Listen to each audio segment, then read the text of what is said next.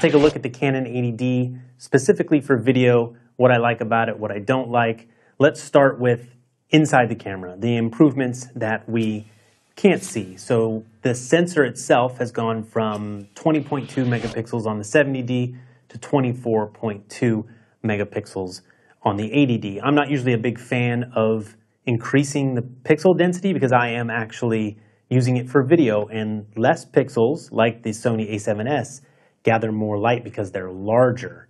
So this one does make the image sharper, it looks great, and it seems like Canon's been able to do that without sacrificing low light performance. And part of that is the new DIGIC 6 processor, up from the 5 Plus in the 70D, and that is helping with the sensor to make everything, even the expandable ISO is another feature, up to 25,600. All those things together are producing nice results inside the camera, even in low light situations. All these features actually exist in the T6i, which actually came out before the 80D. However, the 80D has a better autofocus system. Its dual CMOS AF is better than the hybrid system in the T6i. We also get more focus points, going from 19 on the 70D to 45, which again is going to help us with that continuous autofocus in video mode. They've also improved the auto white balance features of this camera, basically helping with color cast. But what's cool is every white balance option, there are a whole bunch of them, including full manual, they all have white balance shift. So if you're in a really tough lighting situation, you can almost shift out of any bad color situation with the 80D.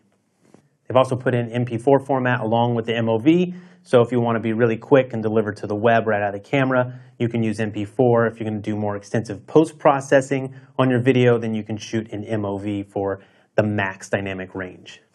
A big one for me when it comes to video is they upgraded the 60 frames a second to 1080p. So you no longer have to drop down to 720p to get 60 frames a second.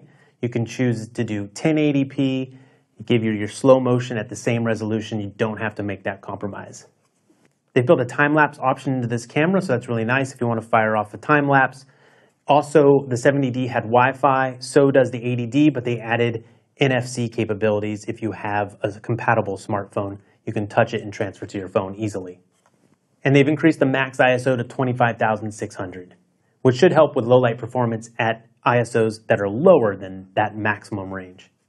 Let's take a look at what's new on the camera itself, those things we can access and actually see and touch on the 80D, starting with the much heralded headphone jack. They've now added a headphone jack for people shooting video. This can be really nice because you can monitor the audio while you're recording, before you're recording, whenever you need to, if you're recording audio into the camera. Going along with that, some of those inputs like mic and headphones have actually been shifted forward so that when you open the tilt screen and it's facing you, you can actually spin it around without hitting those cables. So that's pretty nice. They've upgraded the battery just a tiny bit. It's basically the same LPN6, except this is an LPN6N, so you can use your old batteries, but the newer one is going to actually give you a little bit more life. The onboard microphone on the 70D was on top. Now it's in front. Not a big deal. You're not really going to be using that more than reference audio anyways. It's better off if you record with a microphone either attached to the camera that's going in or audio separately like I'm doing now. In fact, having the microphones on the front may actually pick up more autofocus noise, which could be bad if you're recording your audio on the camera itself.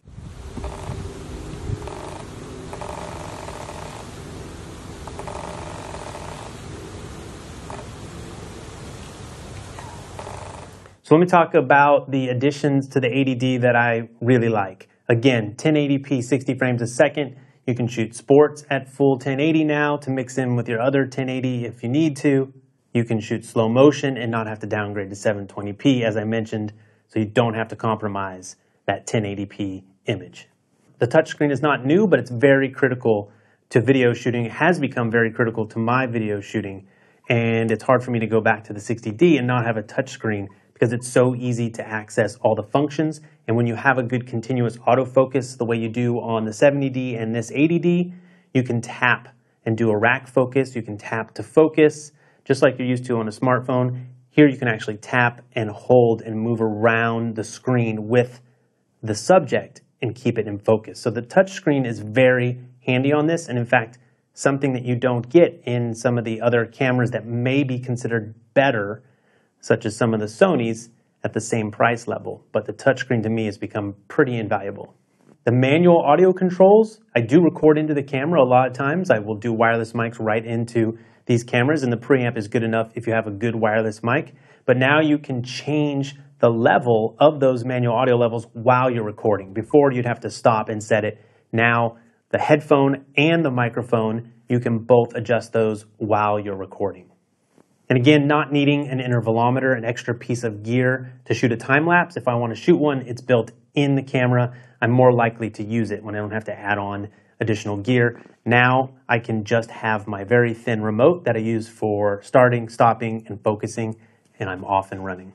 That great continuous autofocus that you get, you can now control the speed of that. Before on the 70D, it was one speed, and when it would shift from something that wasn't in focus to something that was in focus, if you didn't like that speed, you were stuck with it. Now you can actually choose if you want to make that faster transition between focus points or a slower, nice focus pull. Even the noise from the 60D compared to the 80D, the noise in the 80D seems to be like a softer, almost more like a grain, like a film grain. So even the noise when you get up in those higher ISO looks better to me. And the Wi-Fi and the NFC are great. Not something I thought I would need when I was testing out the 70D. I didn't really use it. This time I got it set up on the 80D. It was really nice for easily transferring some small clips to my phone and then sharing them socially. Which reminds me, I share a lot of clips while I'm testing in between reviews, so check those out. And one cool thing that I noticed, when you tilt the 180-degree screen at you and you just tilt it just a little bit, it actually orients you either on the left side or the right side. So it changes based on how you prefer to see yourself on the screen. So that was something that may have existed before, but I never saw it. Just a little tilt and it oriented different. I think that's a feature. It was cool. Okay, so what are the things that I don't particularly care for with the 80D? The one you'll hear the most is that at its price range, it doesn't have 4K. Some other cameras like the Sony a6300 do have 4K, so that's just decision if it matters that much to you. It doesn't matter to me that much yet. I would like to have it. However, in the Sony a6300, we do get a great continuous autofocus like the 80D, but you don't get a swivel screen, which is very important when you're shooting by yourself, and we don't get a touch screen. So those features have become more critical to the way I shoot right now, at least, than 4K. So it's a compromise. You have to decide what you want for yourself.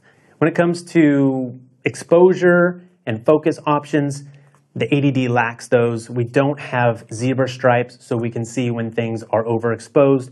You do have highlight alerts, but on my 60D, I can snap a picture while I'm filming video, and immediately it'll show up on the screen, and it'll blink if it's overexposed. That was a real quick way for me to use highlight alert. Well, now you can't snap a photo on the 80D, and you have to shoot a little piece of video and then stop, go into the preview, and then the highlight alert will work. So it's there, but it's not really functional the way you'd want it in a fast-moving environment. Also, no focus peaking. And on top of no focus peaking, which are the lines around something that's in focus, you don't get that. You also can't magnify the image to punch into the image, like I've shown on this channel before, to get critical focus while you're recording. So it'd be fantastic, like the Sony a7S and other cameras, if you could magnify in real time to be able to check that focus. We don't get that. Also, there's a couple features you don't get unless you're in the one particular single point autofocus mode. Most of the time I'm in face tracking, and the digital level won't display, as well as the AF servo speed that I talked about and the AF track sensitivity. So that autofocus speed change. You don't get that unless you're in the FlexiZone single autofocus mode. And the 1080p 60 frames, while I love it, it's not available in the format that I would usually shoot, the .mov. It's only available in MP4. So the good thing is the MP4 looks really good. I haven't noticed a whole lot of difference. but it would be really nice if I could keep my format consistent and get max dynamic range on that 1080p 60 frames. You don't get that, only in MP4. And there's no native flat picture profile. You can tweak all the picture profiles, which is really nice, and I have my own that I use to make things a little flatter. You can check the description. I'll put my own picture profile recipe in there, but we don't get Canon log. You know, on the Sonys, they have XAVCS codec, which is an advanced pro codec, as well as you get a flavor of S-Log, which is really nice. Those are professional features that give you a really flat image that you can really work with in post-production. We don't get any of that from Canon on the 80D. And if you're using the HDMI out to go to a recorder, external recorder, or even trying to live stream with the camera, it's not a clean HDMI. So at a minimum, you're going to have the focus box on the screen, so it doesn't really work for recording or live streaming. What I did like is that the HDMI, unlike my 60D, displayed full res on my iCan monitor. The 60D down-resed, and it was almost useless for focusing. The 80D at least gives me my full res HDMI into my monitor. Also, you get an extra custom profile setting on the dial, so if you have different situations that you'll be filming in, you want to click into another one really fast, then you have more options for setting that on the camera and getting to it really quick. So a couple other features for video, including some creative modes like black and white, and all these things you can bake into the image, something I wouldn't do. They're in there for video, but overall, I like this camera. It works really well at what it does. Continuous autofocus. The image looks fantastic. So would I buy the 80D? It's a $300 difference between this and the 70D, and the 70D price is going to keep falling. So if it was an upgrade from the 70D, if I already had that, probably not, unless you really wanted that 1080p 60 frames. If it was my first DSLR, this is the best DSLR, in my opinion, for video in the crop sensor range. Canon has perfected this since the T2i, and it does what it does really well. I love having it in my studio, even the bigger size, whereas the Sony a6300 or a smaller mirrorless camera is great to carry around with you all the time. I do like working with the bigger camera in studio, just depends on what kind of shooting you're doing. So I would have a hard time not getting the 80D if it was brand new, but if budget is the deciding factor, you can get a 70D at a much better price and be just as happy. Make sure to subscribe for follow-ups and reviews just like this one.